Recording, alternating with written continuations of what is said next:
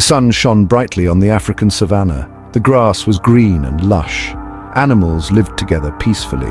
Giraffes munched on tall trees. Elephants roamed in herds. Zebras grazed alongside antelopes. It was a paradise.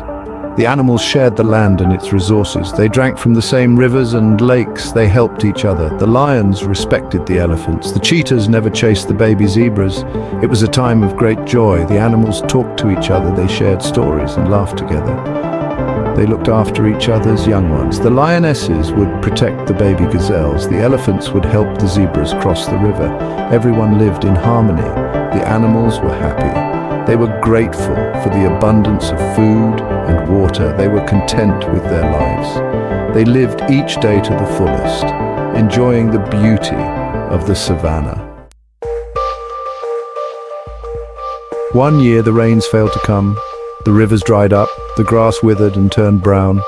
The savannah, once a paradise, became a dry and barren land. The animals started to suffer. They grew weak and tired. They wandered around, desperately searching for food and water. The once lively savannah became quiet and desolate. The drought worsened with each passing day. The animals grew weaker and weaker. The herbivores struggled to find even a blade of grass. The carnivores struggled to find any prey. The savannah was on the brink of disaster. The animals started to panic. They had never seen such a terrible drought. They didn't know what to do. Some animals collapsed from exhaustion. Others started to fight amongst themselves. The harmony of the savannah was shattered. Deep in the heart of the savannah, there was a small spring. This spring was the only source of water for miles around. It was a tiny oasis in the midst of a vast desert. A baboon, known for his strength and cunning, discovered the spring. He decided to keep it all for himself. He perched himself on a rock beside the spring, guarding it fiercely. The baboon growled at any animal that dared to approach.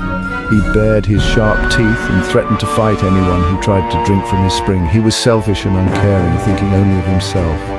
The other animals were terrified of the baboon. They knew that he was strong and would not hesitate to attack. They were desperate for water, but they were too afraid to challenge him. The baboon had become the king of the spring. One day, a zebra, weak and thirsty, stumbled upon the spring. He saw the baboon guarding the water. The zebra knew he had to be brave. He needed water to survive. "Please, sir," the zebra pleaded with the baboon, "I am very thirsty. Can I have just a sip of water?" The zebra tried to be polite. He hoped the baboon would show mercy. The baboon laughed at the zebra's request. "This water is mine," he snarled. "I found it and I will share it with no one." The baboon was heartless. He enjoyed seeing the zebra suffer. The zebra was desperate. He knew he couldn't survive without water. He decided to stand up to the baboon. The zebra gathered all his courage. He was determined to fight for his right to live. The zebra refused to give up. "But sir," he persisted, "all the animals are suffering. We need water to survive." The zebra tried to reason with the baboon. He appealed to the baboon's sense of fairness. The baboon was furious. He wouldn't share his water. He lunged at the zebra, baring his sharp teeth. The zebra knew he had to fight back. The zebra dodged the baboon's attack. He was quicker than the baboon. He kicked his powerful legs, keeping the baboon at bay. The fight was on. The baboon was surprised by the zebra's strength.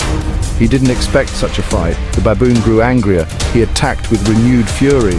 The battle raged on. The zebra and the baboon fought fiercely. They rolled on the ground, each trying to overpower the other. The dust flew up, creating a cloud around them. The other animals watched from a distance, too scared to intervene. The zebra fought bravely, but he was tired. The baboon was bigger and stronger. It seemed like the baboon would win. The zebra knew he had to do something desperate. The zebra saw a burning bush nearby. It was a risky plan. He lured the baboon closer to the fire. The baboon, blinded by rage, didn't notice the danger. The baboon got too close. The zebra dodged aside. The baboon tripped and fell into the burning bush. The flames singed the baboon's fur. The baboon screamed in pain.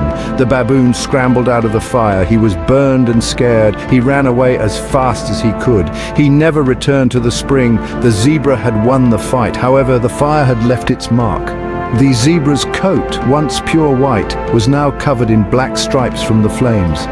But the zebra was alive. The zebra dipped his head into the cool water. He drank deeply, quenching his thirst.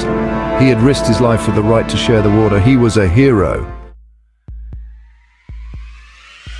The other animals approached cautiously. They were amazed by the zebra's bravery. They had never seen anyone stand up to the baboon. The zebra had saved them. The animals rejoiced. They were no longer afraid of the baboon. They could finally drink from the spring. The zebra's stripes, a reminder of his courage, were now a symbol of hope. From that day on, all zebras were born with stripes. It was a reminder of the zebra's bravery and the importance of sharing. The zebra's stripes became a symbol of unity and strength. The savannah slowly began to recover, the rains returned, and the land flourished once more. The animals learned a valuable lesson that day.